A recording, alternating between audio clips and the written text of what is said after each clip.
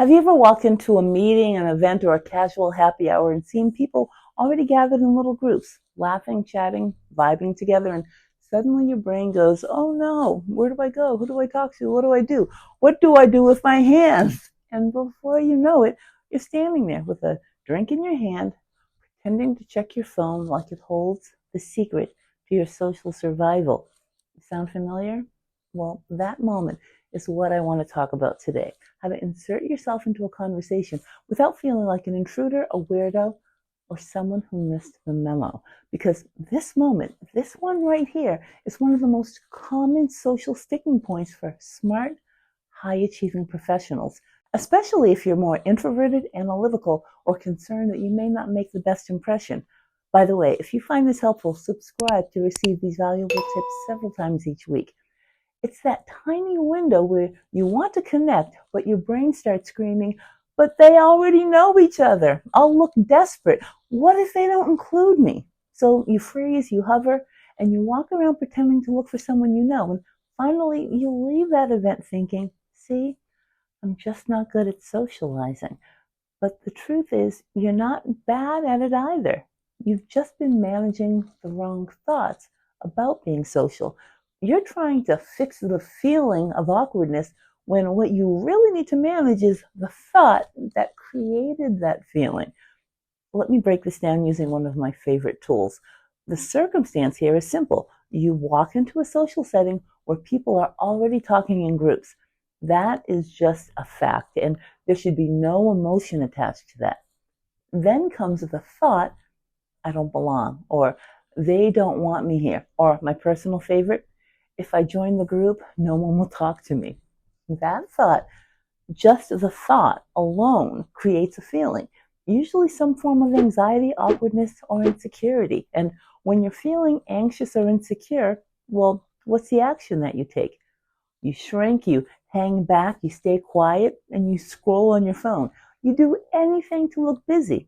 And you'll also avoid eye contact, which helps people to not include you. And what's the result? You don't join the conversation and you confirm your original belief. See, I don't belong. That's the loop. The thought causes the emotion, and the emotion drives the inaction, and the inaction reinforces the belief that you have. So what do? We don't try to jump into a conversation from anxiety. We already know that's not going to help. We change the thought that created it, because the moment you change the thought, you change how you feel. And when you change how you feel, you act differently. You carry yourself differently, and people pick up on your vibe instantly. Most people hear the phrase, insert yourself into a conversation, and imagine barging in, interrupting, and forcing yourself into a circle of people mid-laugh. But that's not what we're doing here. We're not in inserting energy, we're in joining energy. Think of it like double Dutch jump rope. You don't just leap in, you watch the rhythm, you feel the flow, you time your moment, and then you step in smoothly with confidence. You don't change their rhythm, you're adding to it. Now, most people don't take the time to read the rhythm because their brain is yelling too loudly, and their self-consciousness blocks the awareness that they need. But if you calm your nervous system, even just a little bit, I guarantee you'll start noticing cues everywhere. Your central nervous system will calm down, and you'll notice the group's dynamics, like who's talking, who's listening, where the laughter peaks, and where the pauses land. You'll also see little micro openings, like someone making eye contact around the circle or adjusting their body slightly outward. That's your invitation.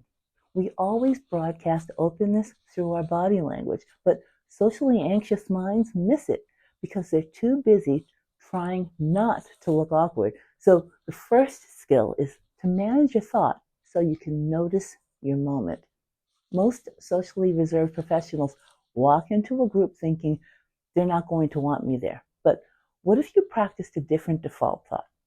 What if you walked in thinking, I belong here as much as anyone else? Or even simpler, I'm just going to share energy, not steal any attention. That one thought, I'm sharing energy, takes you from performance mode into participation mode. Then it removes pressure. You're not trying to earn a spot in the conversation, you're just joining it. That shift changes your whole energy field, and you're going to move differently, smile differently, and stop overcorrecting. Remember, the goal is not to be impressive, it's to be interested. And when your focus moves outward to curiosity, warmth, and focused on listening, you naturally become more likable as you start blending in with the flow of the conversation instead of fighting for your position in it. Now, let's talk about the actual how. How do you literally walk up and join a conversation that's already happening? I'll tell you how you don't do it. You don't sneak in silently and hover, and you don't stand too close pretending to look at your phone, and you definitely don't barge in mid-sentence with, "So anyway." In this instance, I'm loaning you my nonverbal pre-introduction. That means your face, your posture, and your energy announce you before your mouth even opens. As you approach, you want to make eye contact with anyone in the group who notices you. That 1 second of shared recognition is your entry ticket. If they open their stance or give you a smile back, you're in. From there, you can step closer and listen for a beat. Don't just rush in to speak. Just absorb what they're talking about for a few seconds. Let yourself feel the rhythm of the group. Then, when there's a natural pause, you say something small but connective. Something like, "That's such a good point." Or, "I was just thinking the same thing." You're not hijacking the conversation, you're harmonizing with it. The conversation continues, and now you're a part of it. Let's talk about the fear that lives under all of this, the fear of appearing or feeling awkward. What if they don't notice you? What if no one responds? What if you say something and the group doesn't laugh or follow up? Your brain will immediately want to make it mean something about you. "I'm not interesting. I shouldn't have come. I knew this was a big mistake." But here's the thing. Awkwardness doesn't kill connection.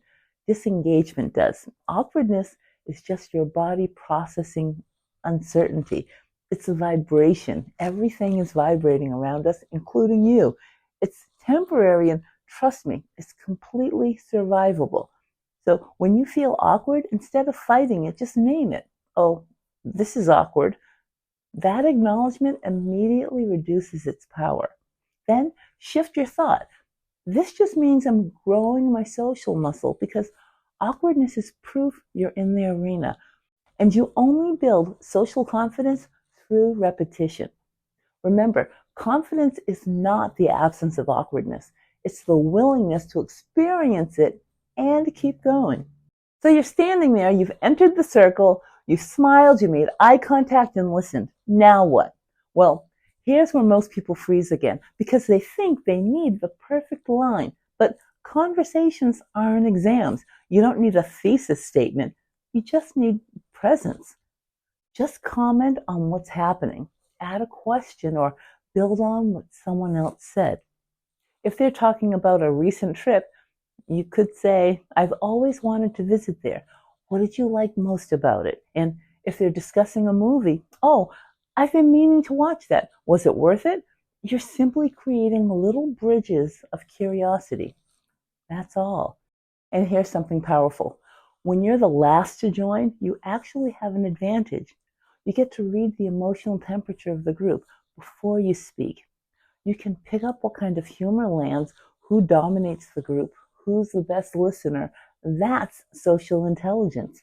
But your brain will try to tell you the opposite, that being last means you're behind, and that's a false narrative. You're actually ahead because you've had time to observe before contributing.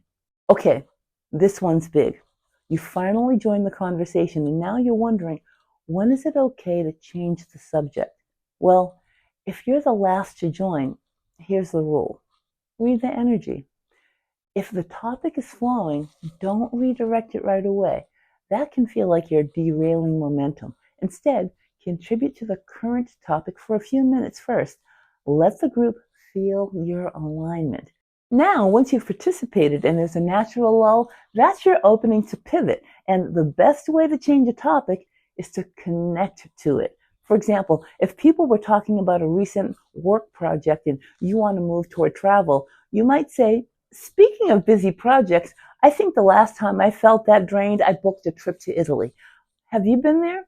Now you've bridged the topic without breaking rapport, and you're signaling flow, not control. But if you change the topic abruptly, anyway, have you seen the new Tesla? It doesn't land well.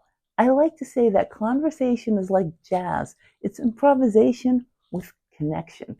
You don't seize the melody, you're building upon it. So let's tie this together. Remember, thoughts don't just drop out of thin air. They're created from circumstances. And now the circumstance is you arriving at a social event. The thought that you choose is, I'm excited to be here.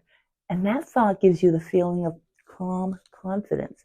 That feeling prompts you to take the action to observe, smile, step in where and when there's an opening, and contribute to conversations with curiosity.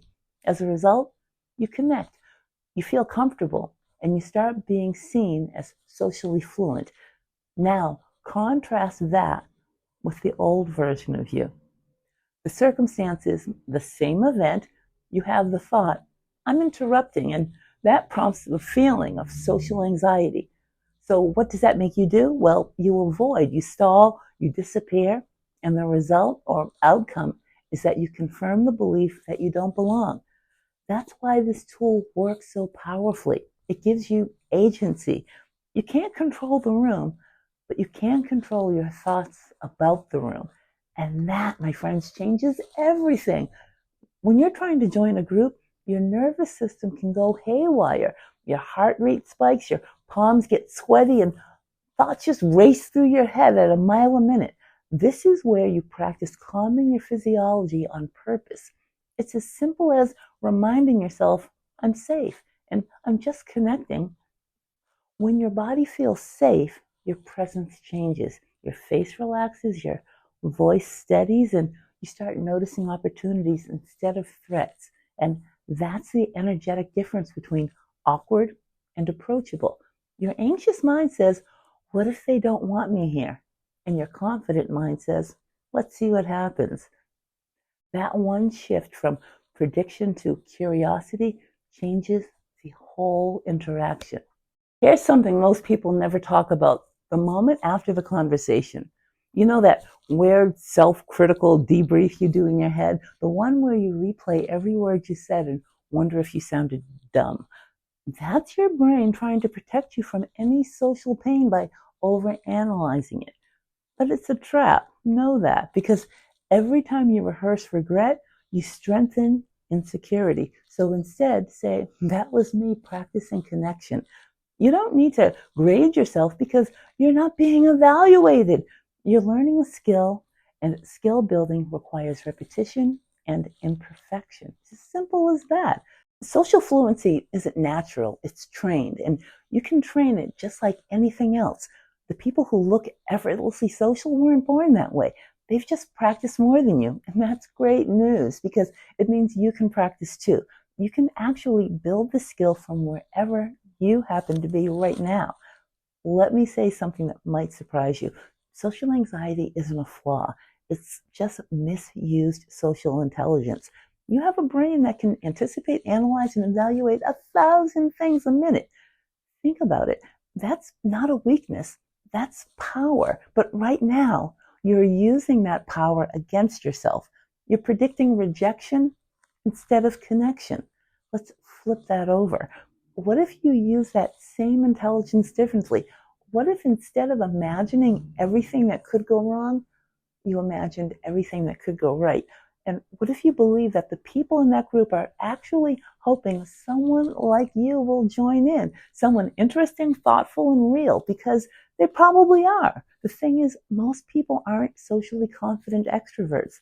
Most people are just waiting for someone else to go first. So when you step in calmly, warmly, and without overthinking, you become that person. You lead through ease, and your energy sets the tone. Here's how you can get good at this. You don't wait for the next big event or the important conference. You practice daily in small, low-stakes ways. You say hello to the security guard in the lobby or your neighbor if you work from home. No excuses here. Make eye contact with the person in the elevator or ask your coworker about their weekend. Every one of those moments is a rep or a chance to strengthen your social confidence muscles. You're rewiring your central nervous system to interpret connection as being safe instead of scary. And that's when you stop avoiding groups and start being the person others hopes join theirs. That, friends, is the essence of social mastery. You stop waiting to be invited and you start trusting that you are always welcome. Here's what to do.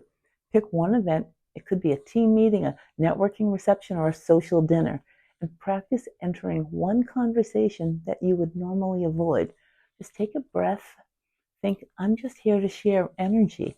Smile, listen, add one comment, and afterward, instead of critiquing yourself, celebrate because you didn't avoid. And the more you do it, the easier it gets. This is how confidence compounds, one conversation at a time.